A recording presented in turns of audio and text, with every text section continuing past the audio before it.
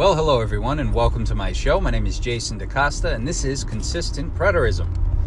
Today I'm going to be doing a very brief talk on Romans 4:16 because I want people to understand it in its proper context, which is Israel only. Paul in Romans 4:16 says this, "Therefore it is of faith, that it might be by grace, to the end that the promise might be sure to all the seed. Not to those only who are of the law, but also to those who are of the faith of Abraham, who is the father of us all." Okay, now, it's very interesting what's being said here. And when you see it in light of, what's said elsewhere by Paul and by the other apostles, you can start to really kind of put it together, and it makes perfect sense. Paul is telling them that the promise was going to be sure to the end, or at the end, for all the seed. Right? At the end, all the seed would receive the promise. It would be sure to them. He says, not only to those who are of the law, meaning not only to the seed, or to Israel within the Jews, but also to those who are of the faith of Abraham, meaning to those who are not of the Jewish party. But that doesn't mean they're not Israelites. That means they're just not of the Jewish fold, not of the circumcision. They're still Abraham's seed. They're just outside of the parameters of the law. Right? Not literally, but physically.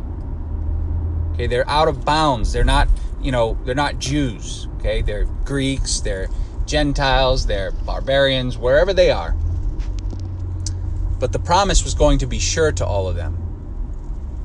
Again, not only to those of the law, but also to those outside in the nations who had faith like Abraham. And Paul says, who is the father of us all. Us all. These are Israelites. This is Israel. The seed that the promise was to be sure to was all Israel. It says, to the end that the promise might be sure to all the seed. That means that at the end, there's only one end in Scripture, the promise would be sure to all the seed. And remember when Paul speaks in Romans 11 and he talks about the sum of the fullness of the Gentiles and also the Jews coming together? What was the sum of all those parts coming together? What was the main goal? The main goal and the sum of all the parts of the story was all Israel saved. Now are you starting to see why Abraham's seed is Israel? Because Paul also said just 5 chapters earlier, or 7 chapters prior, I think it's 7, 6, I don't know, 7. Yeah, Romans 4 and then Romans 11. So 7 chapters earlier, Paul says that the promise would be sure to all the seed. Not only of the Jews, but also of the nations, who is the father of us all, right? So he's putting both groups together and he's saying the promise would be sure to all the seed. The seed. And then in Romans 11, what does he do? He puts both groups together and he says when the fullness of the nations comes in, all Israel would be saved. So the promise being sure to all the seed is equivalent to all Israel being saved. Because Israel was the seed. And the promises belong to Israel. Do you see how wonderfully that ties together? It's effortless. It just works. So again, Romans 4:16, therefore it is of faith that it might be by grace to the end that the promise might be sure to all the seed. Not only to those of the Jewish party, but also to those who are of the faith of Abraham, who is the father of us all. Abraham's seed is Israel.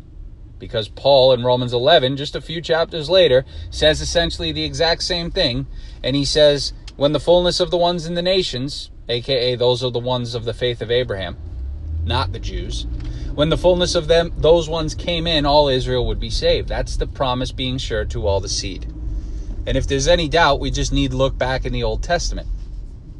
The Old Testament is really clear that Abraham's seed is Israel. Over and over and over again, it refers to Israel as Abraham's seed. That is who the promise was made to, that they would become like the stars of heaven in number. And that's exactly what happened with Israel. And places like Isaiah 41:8, for example, talk about Jacob and Israel. And the prophet is speaking of them, and he says, Israel, my chosen.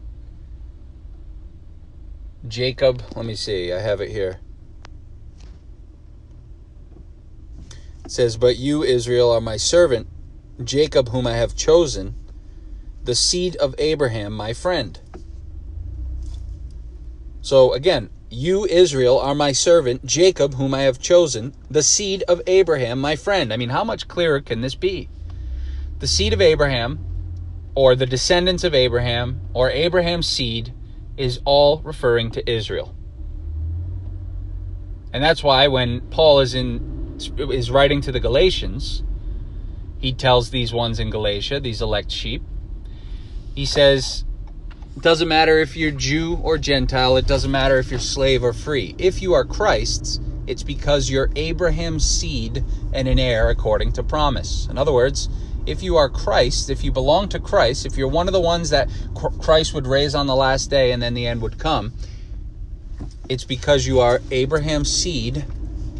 And of course, you're an heir because the promise was made to Abraham and to his seed. So these are Israelites. Didn't matter if they were Jew or Greek, they were Israelites. And it just works lovely, doesn't it?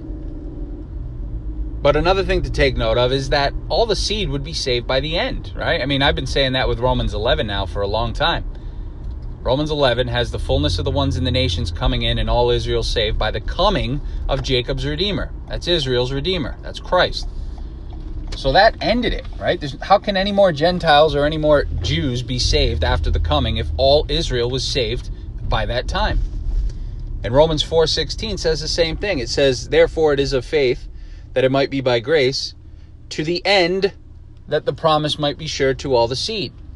That means that all the seed would receive that glorious promise at the end. And since we know there's only one end in Scripture, this poses a huge problem for any sort of continued gospel beyond the coming. So I think that I've proved this well enough for today's segment. I hope you saw how I tied Romans 4:16 to Romans 11:25-27. Where the sure to all the seed matches up to all Israel saved. Therefore, again, showing who Abraham's seed actually was, that being Israel. And that was the end goal and the sum of all the parts, my friends, all Israel saved. I hope you enjoyed this short one. We'll be back another day and another time. Maybe another place and perhaps another rhyme. Take care, everybody. Bye-bye.